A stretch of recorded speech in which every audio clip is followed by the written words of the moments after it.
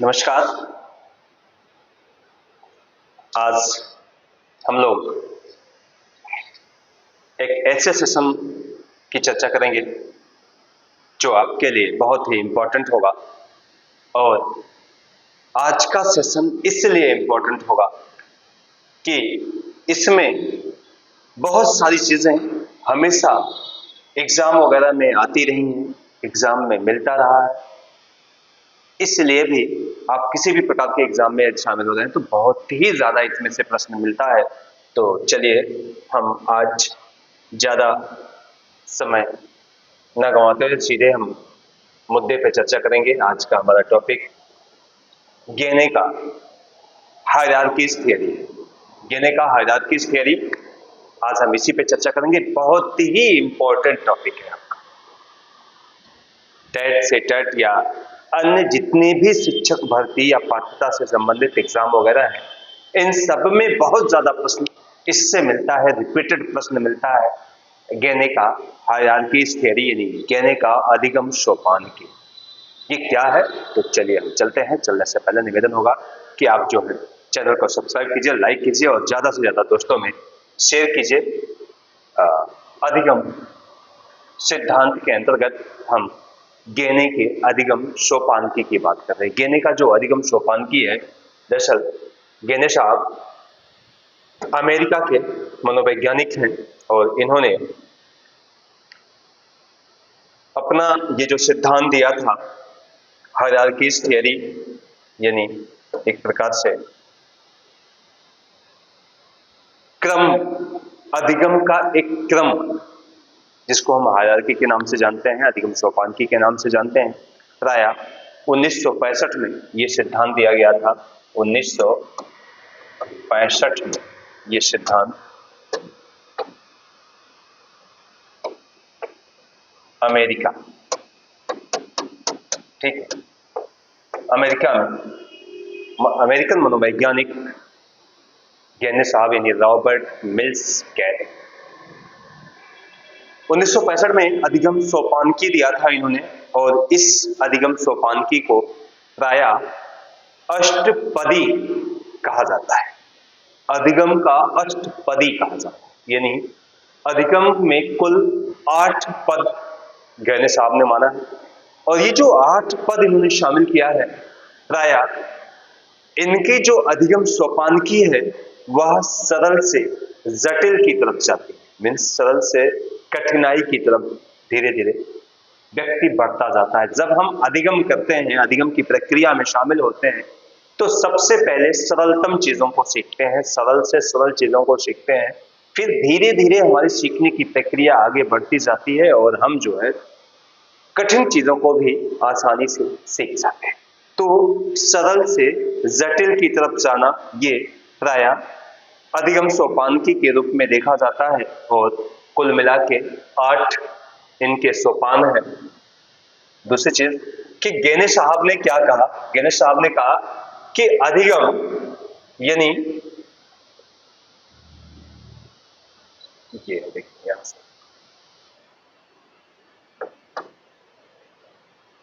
अधिगम मानव संस्कार एवं क्षमता में परिवर्तन है जो कुछ समय तक धारण किया जाता है तथा जो केवल वृद्धि की प्रक्रियाओं के ऊपर ही आरोप्य नहीं है। ठीक है, यानी इन्होंने अधिगम के कुल 4 बिंदुओं पर चर्चा किया था। सीखना व्यवहार में परिवर्तन है, व्यवहार परिवर्तन संभाव्य हो सकते हैं, व्यवहार क्षमता में होने वाले परिवर्तन दीर्घकालिक नहीं होते।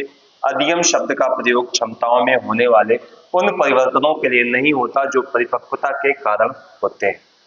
ठीक है, चलिए देखिए, अगर हम बात अधिगम सोपानकी का कर रहे हैं, गेने साहब के अधिगम सोपानकी की बात कर रहे हैं, तो आप ये समझिए कि इनकी 2 पुस्तक है जो बहुत ही ज्यादा फेमस है, मोस्ट इंपॉर्टेंट पुस्तक के रूप में। एक तो कंडीशंस ऑफ लर्निंग की आप बात कर लीजिए, ठीक है, कंडीशंस ऑफ लर्निंग एक पुस्तक है गेने साहब की जो बहुत ही ज्यादा इंपॉर्टेंट है। और दूसरा प्रिंसिपल्स ऑफ इंस्ट्रक्शनल डिजाइन्स, दूसरी पुस्तक है इनकी प्रिंसिपल्स ऑफ इंस्ट्रक्शनल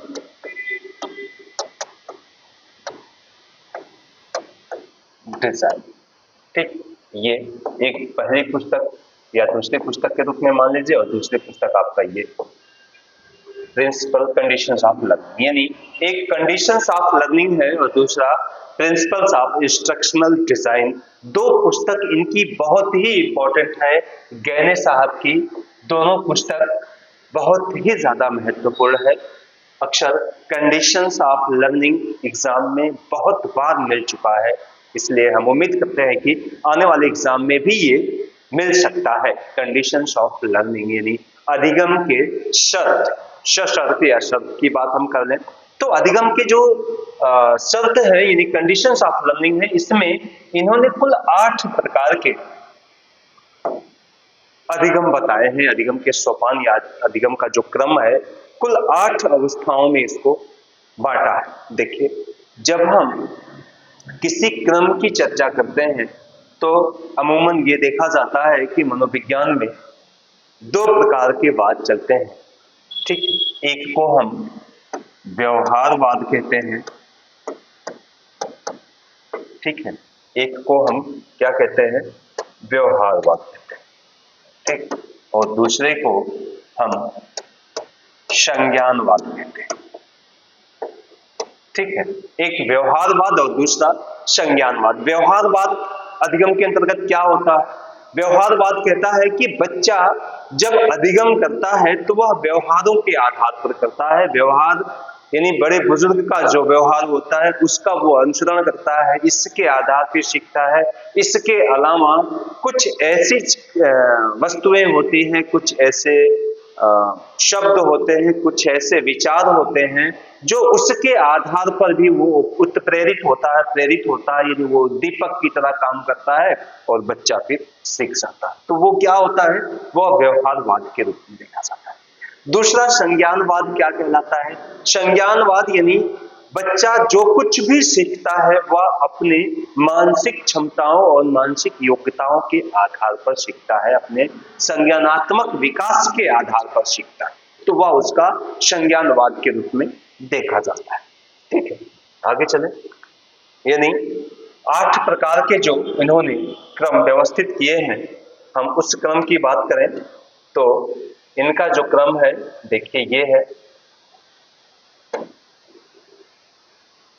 यानी ठीक है, अभी यही चर्चा। बात यहां संकेत अधिगम, यानी कुल इनके 8 सोपान हैं। ठीक, 8 सोपान है, यानी 8 सोपान। ठीक, इन 8 सोपान की बात जो की जा रही है प्राय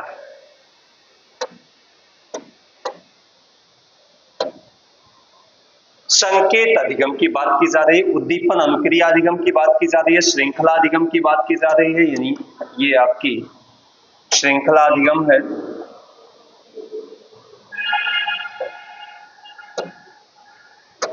ठीक है, श्रृंखला अधिगम। ठीक है, शाब्दिक सहचर्य अधिगम है, विभेदी अधिगम है, यानी विभेदात्मक होता है, ये विभेदात्मक अधिगम है। प्रत्यय या हम इसी को क्या कहते हैं, संप्रत्यय अधिगम कहते हैं। अधिनियम या सिद्धांत अधिगम होता है, और समस्या समाधान अधिगम। ये कुल 8 अधिगम है। स्टूडेंट्स, ये 8 अधिगम सोपान की बहुत ही इंपॉर्टेंट है, अक्सर इसका क्रम पूछ लेता है। ठीक है, इसका क्रम पूछ लिया, दे दिया, ऊपर नीचे आगे पीछे करके दे दिया, और पूछ लिया कि इसको क्रमिक व्यवस्थित कीजिए, है ना। तो सबसे पहले संकेत अधिगम होगा, फिर उद्दीपन अनुक्रिया अधिगम होगा, फिर श्रृंखला अधिगम होगा, फिर शाब्दिक सहचर्य अधिगम होगा, फिर विभेदीकरण अधिगम होगा, फिर संप्रत्यय अधिगम होगा, सिद्धांत अधिगम होगा, और फिर समस्या समाधान अधिगम होगा। ठीक है, इस तरह से इसको व्यवस्थित करने के लिए भी दे देता है साथ। तो चलिए, ये जो है इनका क्रम रहा। अब अगर हम इसे एक सोपान के रूप में देखें, सोपानकी के रूप में देखें, तो प्राय ये चीजें आती हैं सामने, यानी सबसे पहले बात आप संकेत अधिगम का कर लीजिए। ठीक है, ये है इनका संकेत अधिगम। ठीक, दूसरा, या इसको और भी बेहतर तरीके से अगर लिखना चाहें तो और भी बेहतर तरीके से लिख लीजिए। ठीक है, देखिए ये क्या है, संकेत अधिगम। ठीक, ये उद्दीपन अनुक्रिया अधिगम है। ठीक, ये श्रृंखला अधिगम है।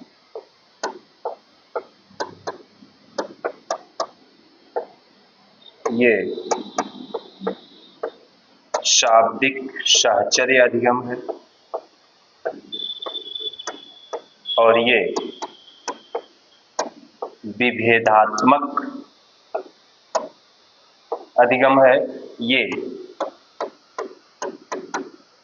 संप्रत्यय अधिगम है। ये नियम या सिद्धांत अधिगम कहते हैं, हम इसको सिद्धांत अधिगम कहते हैं। और ये है आपका समस्या समाधान। ठीक है, ये चीज है।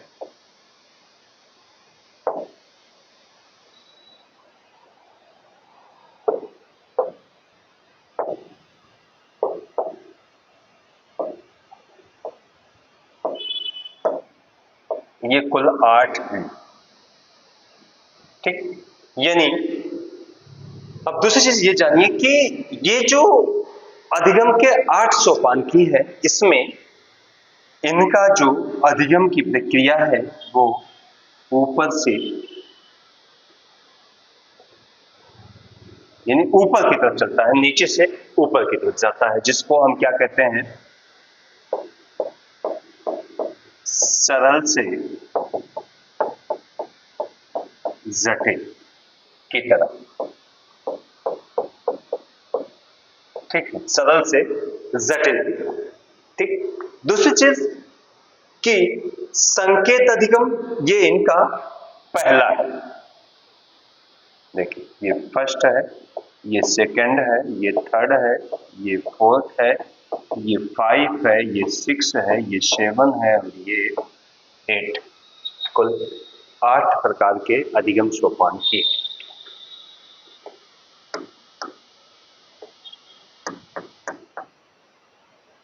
अधिगम सोपान की 8 प्रकार है। ठीक, यहां तक तो चीजें कंफर्म है। अक्सर स्टूडेंट्स यही मिलता है एग्जाम में। ठीक है, यही एग्जाम में मिलता है कि इनका जो अधिगम सोपानकी है उसका पहले से लेके 8वें स्तर तक का दे दिया और उसको जो है व्यवस्थित करने के लिए कह दिया, या फिर जो है स्तर पूछ लिया। ठीक है, अगर हम स्तर की बात कर ले तो ये यहां इसको हम क्या कहते हैं, इसको हम निम्न स्तर कहते हैं। ठीक है, और यहां से लेकर यहां तक ये क्या है, इनका उच्च स्तर कहलाया। ठीक, ये उच्च स्तर कहलाया। यानी संकेत अधिगम, उद्दीपन अनुक्रिया अधिगम, श्रृंखला अधिगम, शाब्दिक साहचर्य अधिगम, ये निम्न स्तर का अधिगम माना जाता है। और आपका विभेदात्मक अधिगम, संप्रत्यय अधिगम, सिद्धांत अधिगम, समस्या समाधान अधिगम, ये उच्च स्तर का अधिगम माना जाता है। यानी जो उच्च स्तर का अधिगम होता है उसमें प्रायः चिंतन मनन भी शामिल होता है। या हम चिंतन मनन की बात कर लें या चिंतन और तर्क की बात कर लें तो चिंतन और तर्क शामिल है इसमें। इसमें क्या शामिल है, चिंतन व तर्क शामिल होता है। ठीक है, किसमें, उच्चीकृत में। जो उच्चीकृत अधिगम है उसमें चिंतन व तर्क शामिल होता है। ठीक, अब देखिए संकेत अधिगम क्या है। यानी संकेत अधिगम प्रायः पावलोव व टॉलमैन का सिद्धांत। संकेत अधिगम में पावलोव व टॉलमैन का सिद्धांत होता है। ठीक है, टॉलमैन का सिद्धांत। ठीक है, ये आपका उद्दीपन अनुक्रिया सिद्धांत यानी थॉर्नडाइक व स्किनर का सिद्धांत है। स्किनर का सिद्धांत यानी थॉर्नडाइक और स्किनर का सिद्धांत क्या है? उद्दीपन अनुक्रिया का सिद्धांत कहलाता है। ठीक, श्रृंखला अधिगम की बात कर लीजिए तो श्रृंखला अधिगम आपका गुथरी का सिद्धांत है। ठीक है, किसका सिद्धांत है? गुथरी का सिद्धांत। वो क्या कहलाता है? श्रृंखला अधिगम के रूप में देखा जाता है। इसके बाद आपका विभेदनकरण या विभेदीकरण की बात कर लीजिए। विभेदीकरण, तो ये विभेदितकरण केंडलर साहब का है। केंडलर का सिद्धांत है। ठीक, किसका सिद्धांत है?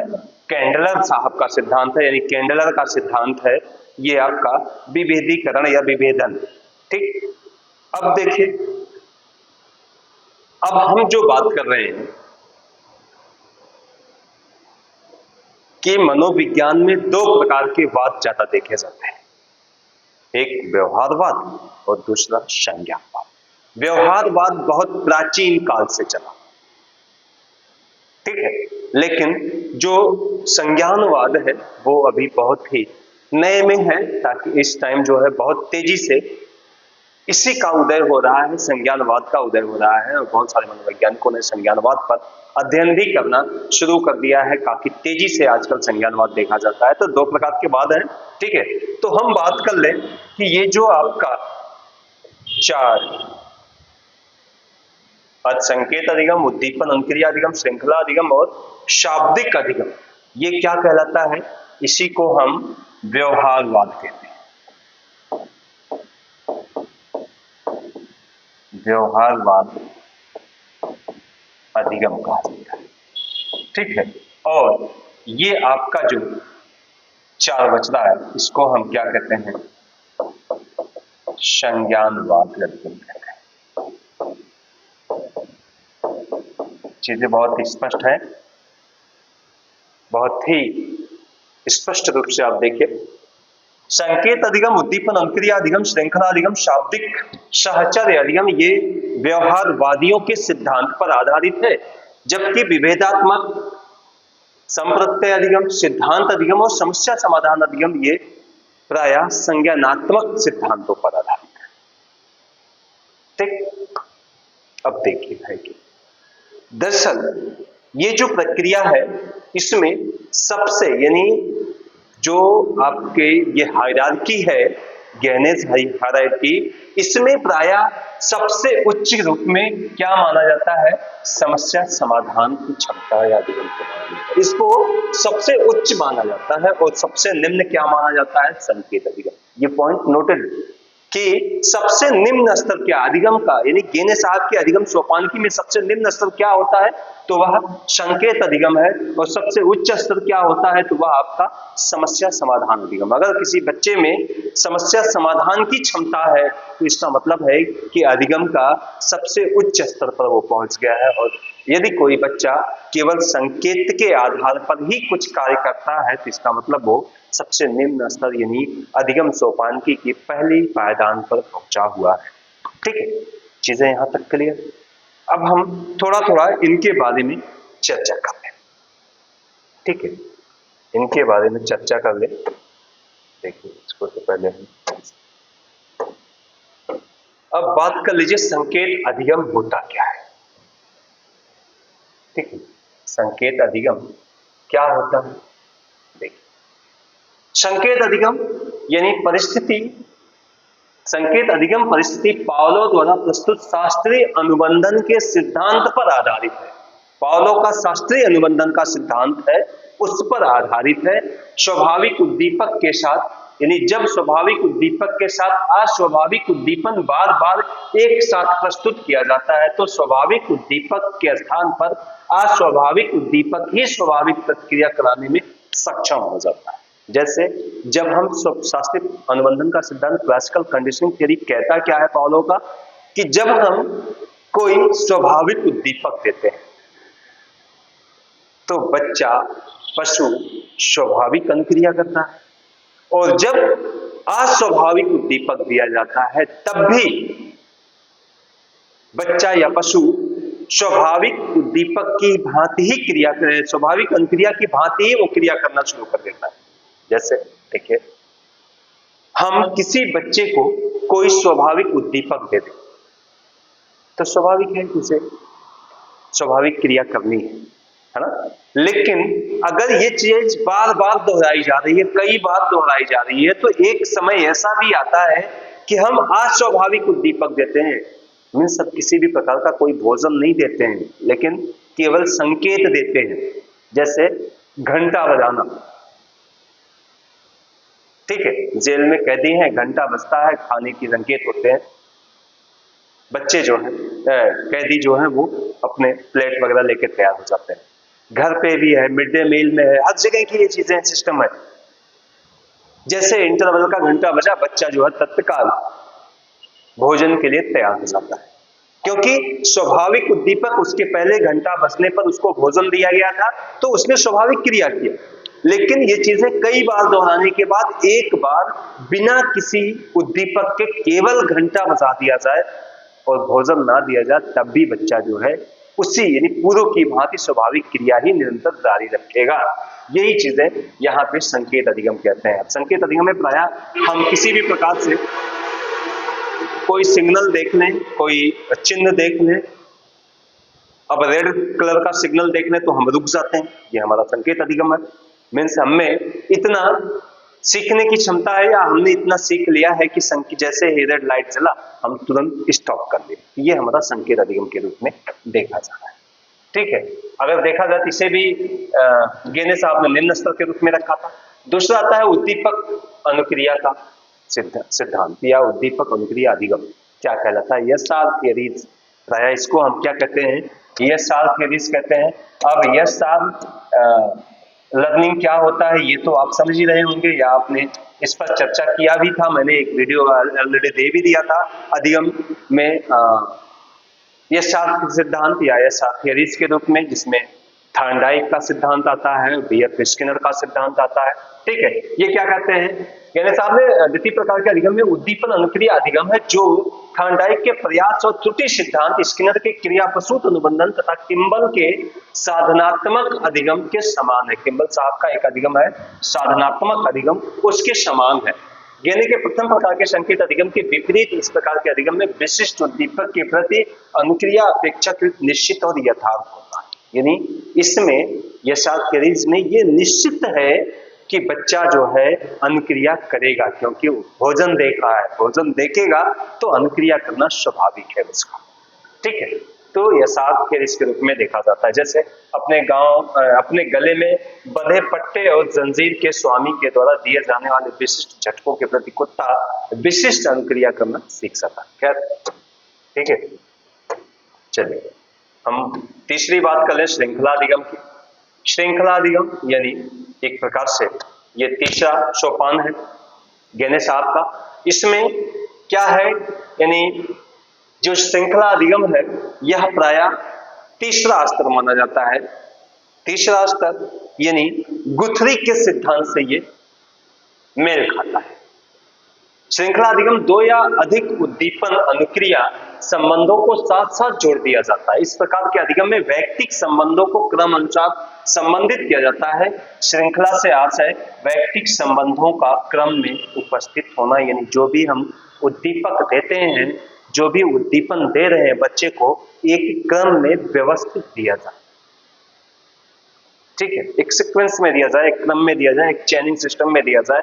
यानी जैसे उदाहरण के रूप में अगर आप देखना चाहें देख सकते हैं, एक बालक जिसने दरवाजा खोलने की श्रृंखला को नहीं सीखा, ठीक है, जैसे हाथ में चाबी, ताले को देखना, ऊपर की सीध में चाबी का निरीक्षण करना, उसे ताले में डालना, जब तक कि वह पूर्ण रूप से अंदर न पहुंच जाए, इस चाबी को दूसरी ओर घुमाना, जब तक कि वह पूरी तरह से ना पहुंच जाए खुले दरवाजे को धक्का देना। ये चीजें क्या कहलाती हैं?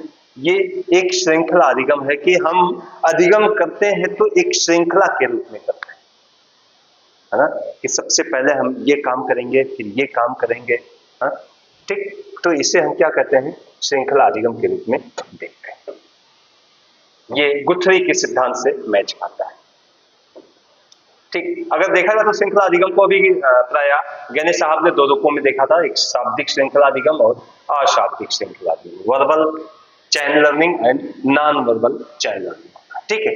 अधिगम में अध्यापक विषय वस्तु को एक क्रम में प्रस्तुत करता है जिससे अधिगम के स्थानांतरण में सुगमता होती है। इसे क्या कहते हैं? शाब्दिक अधिगम। अशाब्दिक अधिगम हेतु चित्रों या अन्य दृश्य, यानी जहां शब्दों के माध्यम से किसी भी प्रकार का कोई क्रम व्यवस्थित किया जाए ताकि सीखने में या अधिगम स्थानांतरण में आसानी हो सके, तो उसको हम शाब्दिक अधिगम कहते हैं। और जहां चिन्ह, संकेत या कोई चित्र वगैरह के आधार पर अगर हम बिना शब्द दिए किसी भी प्रकार का कोई क्रम प्रस्तुत करते हैं तो वह हमारा क्या कहलाता है? अशाब्दिक अधिगम कहते हैं, ठीक है। अगला हमारा आता है शाब्दिक साहचर्य अधिगम। अधिगम परिस्थिति का यह प्रकार श्रृंखला अधिगम का ही एक प्रकार है। इस प्रकार के अधिगम में प्राय शाब्दिक अनुक्रिया क्रम की व्यवस्था की जाती है। शाब्दिक इकाई को सीखने के लिए उससे पूर्व इकाइयों सहायता ली जाती है। शाब्दिक साहचर्य अधिगम के रूप में क्या होता है? संकेतों व ध्वनियों के द्वारा सीखे गए ज्ञान को, यानी संकेतों और ध्वनियों के द्वारा सीखे गए ज्ञान को शब्दों में व्यक्त करना क्या कहलाता है? आपका शाब्दिक साहचर्य अधिगम कहलाता है, ठीक है। विभेदीकरण की बात कर लीजिए आप। विभेदीकरण अधिगम क्या होता है? यानी विभेदीकरण अधिगम की अगर हम बात कर रहे हैं तो विभेदीकरण अधिगम प्राय अंतर करने से संबंधित है, ठीक है। ये विभेद करना, अंतर करना, दो वस्तुओं में, दो व्यक्तियों में, दो चित्रों में, दो कहानियों में या दो खिलौनों में अगर विभेद करने की बात आ जाए तो वह क्या कहलाता है? विभेदीकरण कहलाता है। जैसे अक्षरों, वस्तुओं और चिन्हों में अगर कोई अंतर व्यक्त कर ले तो ये विभेदीकरण के रूप में देखा जाता है, ठीक। अगला हम बात कर लेते हैं प्रत्यय या संप्रत्यय अधिगम की। संप्रत्यय अधिगम क्या होता है? देखिए, कॉन्सेप्ट लर्निंग, यानी संप्रत्यय अधिगम की अगर बात की जा रही है तो संप्रत्यय अधिगम, इस अधिगम के लिए बहुविभेदी अधिगम पूर्व आवश्यकता है। केंडलर ने प्रत्यय अधिगम का सर्वप्रथम उल्लेख किया था। अब ये तो आप चीजें समझ रहे होंगे कि जो ये संप्रत्यय अधिगम है, चूंकि इसके पहले जो विभेदन था, विभेदीकरण की जो प्रक्रिया थी, जो विभेद अधिगम था, उसका प्रतिपादन केंडलर साहब ने किया था, ठीक। तो अब यहाँ पे प्रत्यय अधिगम यानी विभेदी अधिगम की पूर्व आवश्यकता है। केंडलर ने 1964 में प्रत्यय अधिगम का सर्वप्रथम उल्लेख किया था, यानी केंडलर साहब ने 1964 में प्रत्यय अधिगम या संप्रत्यय अधिगम का सर्वप्रथम उल्लेख किया था। ये भी पॉइंट एक नोटेड के योग्य है कि क्या ये केंडलर साहब ने प्रत्यय अधिगम का सर्वप्रथम प्रयोग कब किया था? 1964 में किया था। या संप्रत्यय अधिगम का प्रयोग सर्वप्रथम किसने किया था? तो केंडलर साहब ने किया था, 1964 में किया था, ठीक है। गेने ने संप्रत्यय अधिगम को इस प्रकार परिभाषित किया: जो अधिगम व्यक्ति में किसी वस्तु या घटना को एक वर्ग के रूप में अनुक्रिया करना संभव बनाते हैं उसे हम संप्रत्यय अधिगम कहते हैं, ठीक है। देखिए, संप्रत्यय अधिगम अगर हम स्पष्ट रूप से देखें तो वस्तुओं को अपने दिमाग में स्मरण करना सीखना, वस्तुओं को, विचारों को, घटनाओं को, किसी भी प्रकार के किसी कॉन्सेप्ट को जब बच्चा अपने दिमाग में स्मरण करना सीख लेता है, मीन्स अनुभूति करना सीख लेता है, यह है ना, अनुभूति करना सीख लेता है। यानी इस स्तर पर अधिगम क्रिया में सर्वप्रथम किन्हीं पदार्थों की अनुभूति करता है, फिर उनके गुणों का विश्लेषण करता है, उनके सामान्य गुणों को पहचानता है, इन सामान्य गुणों के आधार पर इन पदार्थों को अन्य पदार्थों से विभेदीकरण करता है, वर्गीकरण करता है, अंत में उस वर्ग का नामकरण करता है। तो इसे हम क्या कहते हैं? इसे कॉन्सेप्ट लर्निंग कहते हैं, ठीक। चलिए अगला हम बात कर लें अधिगम सिद्धांत, अधिनियम सिद्धांत या सिद्धांत अधिगम।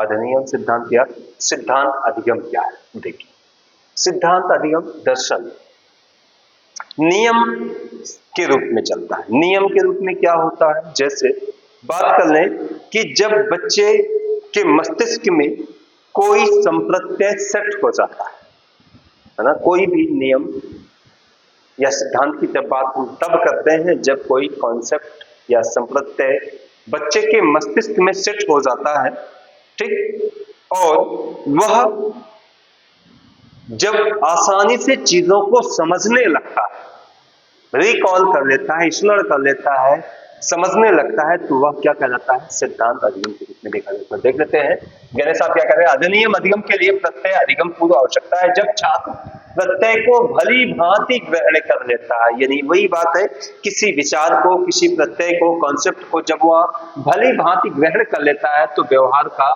नियंत्रण वो इस प्रकार किया जाता है कि वह प्रत्येक के आपसी संबंध को शब्दों में नियम के द्वारा व्यक्त कर सके, नियम या सिद्धांत का निर्माण कर सके। इसके लिए इस शिक्षण व्यवस्था में चिंतन स्तर की सकते, ठीक है।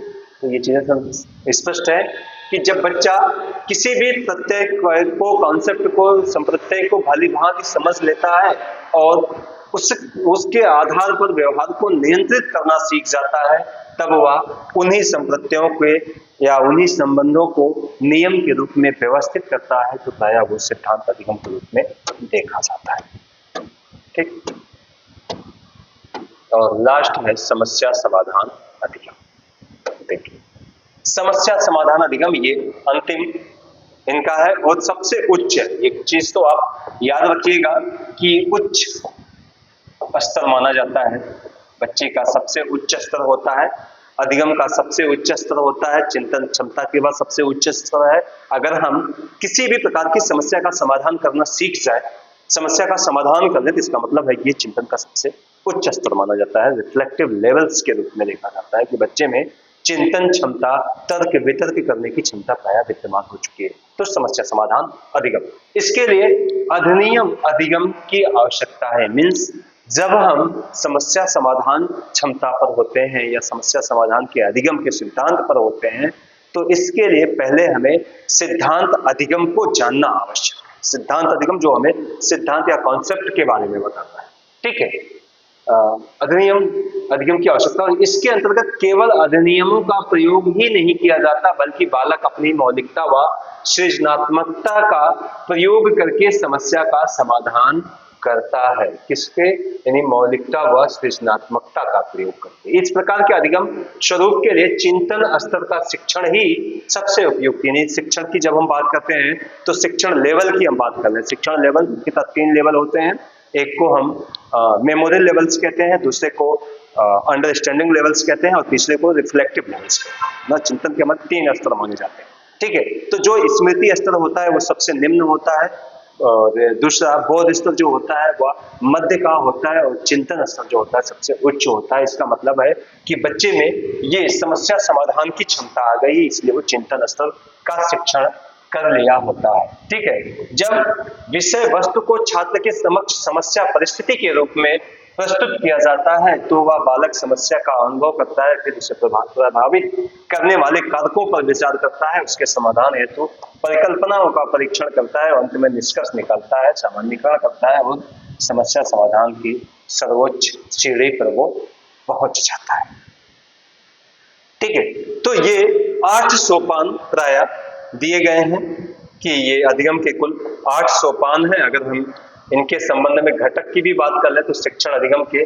संबंध में कुछ कंपोनेंट्स हैं वो 4 पक्षों में देखे जाते हैं। ये कंपोनेंट्स हैं, इनके कुल 4 पक्ष हैं। यानी शिक्षण अधिगम के जो घटक हैं, यानी अधिगम सोपानकी की घटक कंपोनेंट्स के रूप में हम बात कर लें तो सबसे पहले हम बात क्या करते हैं, छात्र की करते हैं। अधिगम वह प्रक्रिया है जो अनुभव या प्रशिक्षण द्वारा छात्र के व्यवहार में परिवर्तन लाती है। दूसरा शिक्षक यानी शिक्षण वह प्रक्रिया है जो अधिगम में सुगमता प्रदान करती है, ठीक है। तीसरा पाठ्यक्रम में विद्यालय द्वारा नियोजित अनुभवों को सम्मिलित किया जाता है। और चौथा आता है शैक्षिक समायोजन, यानी शैक्षिक आयोजन में समस्त शैक्षिक अनुभवों की क्रियाओं को सम्मिलित किया जाता है जो विद्यालय में तथा विद्यालय से बाहर किया जाता है। इस प्रकार 4 पक्षों की अंतर्क्रिया को, ठीक है। तो ये अधिगम सोपानकी के रूप में है। स्टूडेंट्स इतना अवश्य जानिए कि जो आज अधिगम सोपान की आप देख रहे हैं, जो आज का सेशन देख रहे हैं, जो आज की क्लासेस देख रहे हैं, वो परीक्षा यानी सीटेट के दृष्टिकोण से बहुत ही महत्वपूर्ण है। आपको हर हाल में इसे पूरी तरह से अधिगम सोपान के 8 जो पद है उसको व्यवस्थित कर लेना है, अपने माइंड में सेटअप कर लेना है, ताकि कभी भी एग्जाम में चाहे वो क्रम में नियोजित करने के लिए दे दे, चाहे वो 8 का नाम पूछ ले, चाहे वो प्रथम स्तर का पूछ ले, उच्च स्तर का पूछ ले, तो इन सारी चीजों को आप आसानी से कर सकें, इसके लिए आपको अपने माइंड में ये अधिगम सोपानकी या अष्टपदी सोपानकी को रखना बहुत ही आवश्यक है। ये गेने का हायरार्कीज लर्निंग है, ठीक है। तो ये चीजें आज आपके लिए रही, फिर नेक्स्ट हम एक नए वीडियो के साथ मिलेंगे। धन्यवाद।